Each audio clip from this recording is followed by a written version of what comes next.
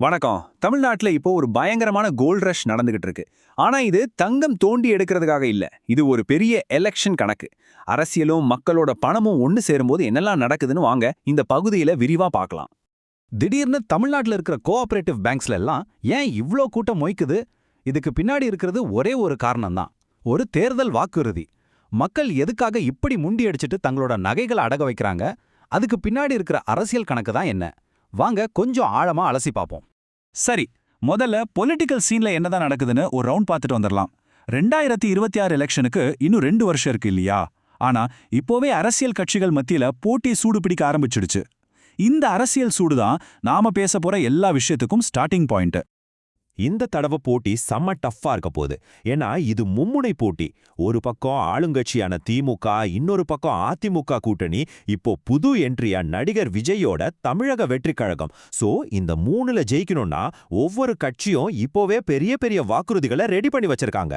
அரசியல் வட்டாரங்கள்ல சொல்ற மாதிரி ஆளுங்கட்சி இன்னும் அவங்களோட பாண்டரா பாக்ஸை திறக்கவே இல்லையாம்.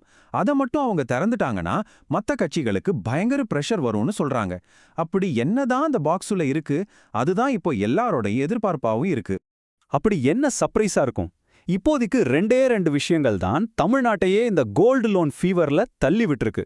அது என்னென்ன அறிவிப்புகள்னு நாம இப்ப பார்க்கலாம். ஆளுங்க கையில 2 பெரிய ஏஸ் கார்ட்ஸ் இருக்குன்னு பேசிக்கிறாங்க. நம்பர் 1 இப்ப கொடுத்துக்கிட்டு இருக்கிற மகளிர் உரிமை தொகையை இன்னும் அதிகப்படுத்துறது. நம்பர் 2 கூட்டுறவு வங்கிகள்ல வச்சிருக்கிற தங்க கடன்களை தள்ளுபடி பண்றது. இந்த ரெண்டுல ஏதாவது ஒன்னு தான் அந்த கேம் சேஞ்சரா இருக்குன்னு எதிர்பார்க்கப்படுது. அப்போ மகளிர் உரிமை தொகையை எவ்வளவு உயர்த்துவாங்கன்னு ஒரு எதிர்பார்ப்பு இருக்கு இல்லையா? இப்போ இருக்கிற 1000 மாசம் 2000 ரூபாயா ஆக்கலான்னு ஒரு பேச்சு அடிப்படுது. அப்படி நடந்தா இது நிறைய குடும்பங்களுக்கு ஒரு பெரிய நிதி உதவியா இருக்கும் இல்லையா? ஆனா மக்கள் ஏன் இதை இவ்வளவு உறுதியா நம்புறாங்க? சும்மா ஒரு வதந்தியை நம்புறாங்களா? இல்ல, இதுக்கு பின்னாடி ஒரு ஹிஸ்டரி இருக்கு. ஏன்னா இது ஏற்கனவே நடந்திருக்கு. கரெக்டா 2021 எலெக்ஷன்ல இதே மாதிரி தங்க கடன் தள்ளுபடி வாக்குறுதி கொடுத்து தான் ஜெயிச்சாங்க. ஜெயிச்சதும் அதை செஞ்சும் காட்டினாங்க. சோ அதே ஃபார்முலா இந்த தடவையும் ஒர்க் அவுட் ஆகும்னு மக்கள் ஒரு கணக்கு போடுறாங்க. சரி, அரசியலை விட்டுட்டு இப்ப மக்கள் பக்கம் வருவோம். மக்கள் செய்யறது ஏதோ குருட்டு நம்பிக்கையில இல்ல. இது ஒரு பக்காவான ஃபினான்ஷியல் பிளான் மாதிரி தெரியுது. அது எப்படின்னு நீங்களே பாருங்க. இந்த நம்பரை கொஞ்சம் பாருங்களேன். சும்மா சொல்லல, நிஜமாவே ஆச்சரியமா இருக்கு. கோஆபரேட்டிவ் பேங்க்ஸ்ல புதுசா கடன் வாங்குறவங்களோட எண்ணிக்கை ஒரே அடியா 30% அதிகரிச்சிருக்கு. யோசிச்சு பாருங்க, இது ஏதோ 1-2 பேர் செய்யற விஷயம் இல்ல. இது ஒரு பெரிய அலையாவே மாறிடுச்சுன்னு இது மூலமா நம்மால புரிஞ்சுக்க முடியுது. நிலைமை எந்த அளவுக்கு போயிருக்குன்னா, பேங்க்ல வேலை செய்யற அதிகாரிகளே சொல்றாங்க, மக்கள் நகை அடகு வைக்க வரும்போதே வேற எதுவும் கேக்குறாங்களோ இல்லையோ, சார் இந்த லோன் தள்ளுபடி ஆகுமா அப்படின்னு வெளிப்படையாவே கேக்குறாங்களாம். பாருங்க அவங்களோட நோக்கம் எவ்வளவு கிளியரா இருக்குன்னு. அப்படி என்னதான் மக்கள் மனசுல ஓடிட்டு இருக்கு? அவங்கள பொறுத்த வரைக்கும் இது ஒரு கடன் இல்ல, இது ஒரு ஸ்மார்ட்டான இன்வெஸ்ட்மெண்ட் பிளான். அவங்களோட மாஸ்டர் பிளான் இதுதான். ஸ்டெப் 1 கோஆபரேட்டிவ் பேங்க்ல 5 சவரன் வரைக்கும் நகையை அடகு வைக்கணும். ஸ்டெப் 2 2026 எலெக்ஷன்ல தள்ளுபடி அறிவிப்பு வர்ற வரைக்கும் அமைதியா வெயிட் பண்ணணும். ஸ்டெப் 3 ஒருவேளை தள்ளுபடி அறிவிச்சிட்டா வாங்கின மொத்த கடன் பணமும் அப்படியே நமக்கு லாபம். ஸ்டெப் 4 அடகு வச்ச நகையை ₹1 கூட கட்டாம ஃப்ரீயா வீட்டுக்கு எடுத்துட்டு வந்துடலாம். எப்படி இருக்கு பாருங்க பிளான். சொல்ல போனா இது ஒரு லாட்டரி டிக்கெட் வாங்குற மாதிரி தான். ஆனா ஜெயிக்கிறதுக்கான வாய்ப்பு ரொம்ப ரொம்ப அதிகம்னு மக்கள் நம்புறாங்க. ஏன்னா தள்ளுபடி மட்டும் ஆயிடுச்சுன்னா இது 100% லாபம் கொடுக்கற ஒரு சூப்பர் இன்வெஸ்ட்மெண்ட்டா மாறிடும். ஆனா எல்லா ஆட்டத்திலையும் ஒரு ரிஸ்க் இருக்கும் இல்லையா? இங்கேயும் ஒரு பெரிய ரிஸ்க் இருக்கு. ஒருவேளை இந்த பிளான் ஃபெயிலியர் ஆனா என்னாகும்? வாங்க இந்த காயினோட இன்னொரு பக்கத்தையும் நாம பார்க்கணும். இதுல 2 சினாரியோ தான்.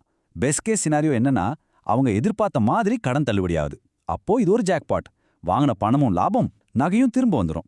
ஆனா வேர்ஸ்ட் கேஸ் சினாரியோ, ஒருவேளை தள்ளுபடி அறிவிக்கவே இல்லைன்னா, அப்போ வாங்கின கடனை அதுக்கான அபராத வட்டியோட சேர்த்து கட்டி ஆகணும். இது அவங்க குடும்பத்துக்கே ஒரு பெரிய நிதி நெருக்கடியா உண்டாக்கிடும். சரி, ஒரு பேச்சுக்கு தள்ளுபடி அறிவிச்சிட்டாங்கன்னே வச்சுப்போம். அப்பவும் பிரச்சனை முடிஞ்சிடாது. ஏன்னா இது எல்லாருக்கும் கிடைக்கும்னு எந்த கேரண்டியும் கிடையாது. டேர்ம்ஸ் அண்ட் கண்டிஷன்ஸ் அப்ளை மாதிரி நிறைய விதிகளை போடுவாங்க. உதாரணத்துக்கு 5 சவரனுக்கு உட்பட்ட கடனாக தான் இருக்கணும், ஒரு குடும்பத்துக்கு ஒருத்தருக்கு மட்டும்தான் ஆதார் கார்டு ரேஷன் கார்டு எல்லாம் சரியா லிங்க் ஆயிருக்கணும்னு ஏகப்பட்ட கண்டிஷன்ஸ் இருக்கும். இதுல தகுதி இல்லாத நிறைய பேர் ஏமாந்து போகவும் வாய்ப்பு இருக்கு. சரி, கடைசியா இந்த முழு விஷயத்தையும் கொஞ்சம் தள்ளி நின்னு பார்க்கலாம். இந்த தேர்தல் வாக்குறுதி, கடன் வாங்குறது, அப்புறம் தள்ளுபடிக்காக காத்திருக்கிறது, இந்த சுழற்சி நம்ம சமூகத்துல என்ன மாதிரியான தாக்கத்தை ஏற்படுத்துது? இது ஒரு மாதிரி 2 பக்கமும் இருக்கிற ஒரு டீல் மாதிரி. அரசியல்வாதிகளுக்கு ஜெயிக்க ஓட்டு வேணும், அதுக்காக அவங்க கடன் தள்ளுபடியை ஒரு கருவியா பயன்படுத்துறாங்க.